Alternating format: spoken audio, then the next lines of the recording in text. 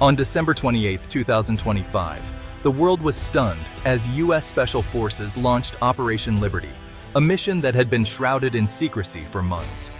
Under the cover of darkness, elite units descended upon Caracas, Venezuela's capital, in a meticulously coordinated assault that caught both local authorities and the international community completely off guard.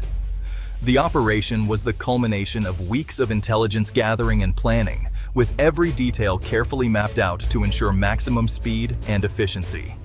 In a matter of minutes, U.S. troops swept through the city's main arteries, swiftly entering Caracas and capturing President Nicolás Maduro. The arrest was executed with precision, leaving little room for resistance or confusion among Maduro's loyalists.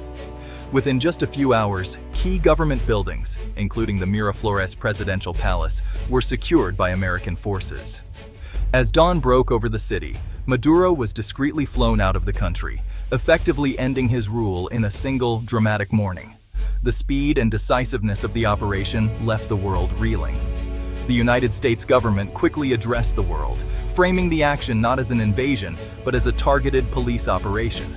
Officials insisted their goal was to restore democracy and bring an end to Venezuela's deepening humanitarian crisis, emphasizing that the mission was designed to minimize violence and civilian suffering. On the streets of Caracas, the atmosphere was electric and tense.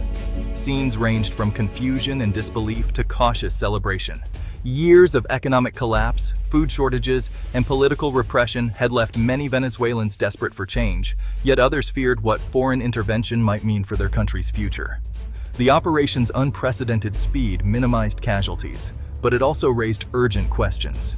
The world was left grappling with the implications of a foreign power forcibly removing a sitting head of state, sparking emergency meetings at the United Nations, and dominating global headlines. As the dust settled over Caracas, attention quickly shifted to the daunting task ahead: rebuilding a fractured nation, healing deep social wounds, and navigating the shockwaves this bold intervention sent through the global political landscape. The future of Venezuela, and the precedent set by these events, remained uncertain as the world watched closely. The United States intervention in Venezuela was not a sudden decision, but rather the culmination of decades of mounting tension, economic collapse, and political turmoil.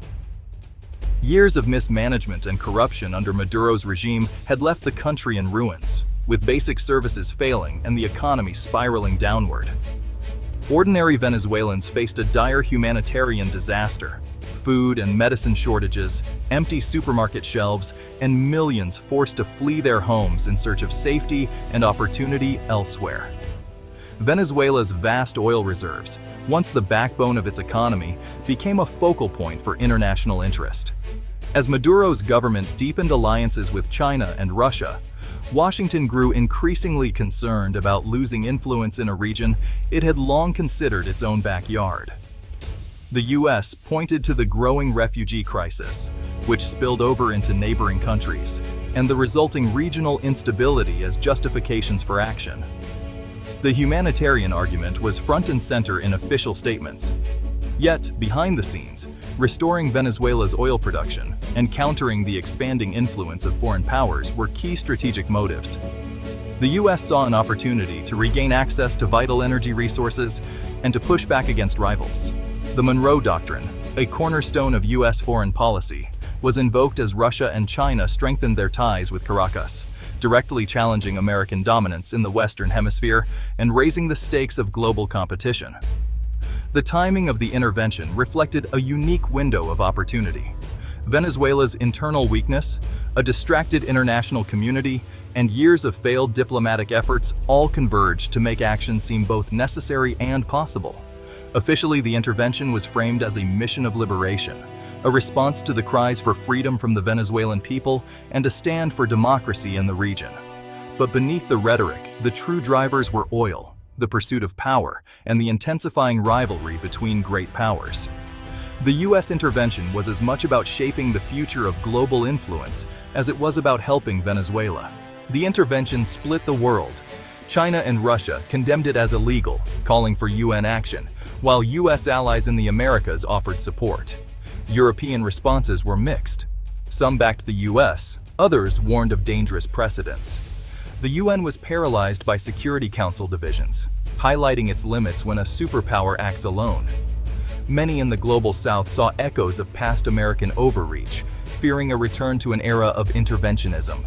The operation became a global Rorschach test, exposing anxieties about sovereignty and the shifting rules of power. The world now faced a new reality: US willingness to act unilaterally, reshaping international norms. Venezuela's oil reserves are not just significant, they're the largest in the world, even surpassing those of Saudi Arabia. This immense wealth of natural resources makes Venezuela a true global energy prize, coveted by nations seeking to secure their energy futures. The sheer scale of these reserves means that whoever controls them wields enormous influence over the world's oil supply and, by extension, the global economy. If the United States were to gain control or even significant influence over Venezuelan oil, it could dramatically shift global energy markets. This could lead to lower oil prices worldwide, undermine the power of OPEC and Russia, and reduce America's dependence on the often volatile Middle East. Such a shift would ripple through economies everywhere, changing the dynamics of global trade and energy security. For years, Russia and China have poured billions into Venezuela, betting on its resources and strategic location. Now, with the changing political landscape, both nations face not only massive financial losses, but also a significant strategic setback in the Western Hemisphere. Their influence in Latin America is suddenly at risk, threatening their broader ambitions in the region. The US intervention is more than just about oil. It's a bold reassertion of the Monroe Doctrine, a historic policy aimed at keeping foreign powers out of America's backyard. By pushing out rivals, the US sends a clear warning: foreign military footholds in the Western Hemisphere will not be tolerated. This move is designed to re-establish American dominance and deter future encroachments. For Washington, Venezuela is no longer just a source of instability or humanitarian concern. It's now a strategic asset, one that could reshape the global balance of power.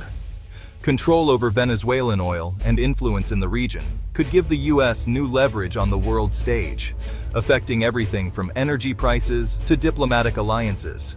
As a result, China and Russia are being forced to rethink their global strategies and investments. Their setbacks in Venezuela may prompt them to reconsider how and where they project power, not just in Latin America, but around the world. Ultimately, the real prize in Venezuela isn't just its oil.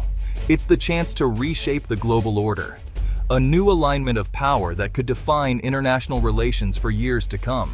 Operation Liberty's shockwaves reached East Asia, raising questions in Beijing and Taipei about US resolve. The swift unilateral action in Venezuela signals a new American willingness to use force for strategic goals. For China, it's both a warning and a provocation, deterring aggression, but also fueling fears of US containment. Taiwan sees hope in US capability, but also anxiety. Its fate depends on American interests, not guarantees. The precedent is clear: great powers may act decisively when their core interests are threatened. The Taiwan Strait is now even more volatile, with both sides recalculating risks. Venezuela and Taiwan are worlds apart in US strategic calculus. Venezuela was a failed state in America's backyard. Taiwan is a thriving democracy in China's. The US faced a weak regime in Caracas, but would confront a nuclear-armed peer in Beijing over Taiwan. Venezuela's crisis was about oil and refugees. Taiwan is about semiconductors, democracy, and global supply chains. Intervention in Venezuela was low risk. In Taiwan, it could mean world war. The legal, diplomatic, and military stakes are vastly higher in the Taiwan Strait. The Caracas operation shows US assertiveness, but isn't a template for Taiwan. The lesson US policy is more unpredictable, raising the risk of miscalculation in Asia. The world now faces three futures after the US move in Venezuela. In the best case, a stable, democratic Venezuela boosts US prestige and deters rivals. In the worst, the US is trapped in a quagmire, draining resources and emboldening China. Most likely is a tense standoff, partial US success, ongoing instability, and a new Cold War dynamic with China. For Taiwan, each scenario changes its security outlook, either reassurance, vulnerability, or permanent high alert. The intervention has narrowed the world's options, locking in a future of heightened competition and risk. The global order is now defined by uncertainty and great power rivalry. The intervention has shaken alliances and markets worldwide. US allies are split. Some rally closer, others seek autonomy, wary of unilateral action. Oil prices dropped on hopes of Venezuelan supply, but new risks have made markets volatile. The move weakens OPEC and Russia, while forcing China to rethink its global investments and security strategies. Non-state actors and smaller nations are reevaluating their own deterrence, as US power seems more unpredictable. The world's balance of power is shifting, and the old rules of sovereignty are under threat. The era of stable international order has given way to a more dangerous, uncertain reality. The US takedown of Maduro marks a turning point in global geopolitics. It signals a new, more assertive American doctrine, willing to act unilaterally for its interests. While Venezuela and Taiwan are fundamentally different, the operation sends a message of deterrence to Beijing.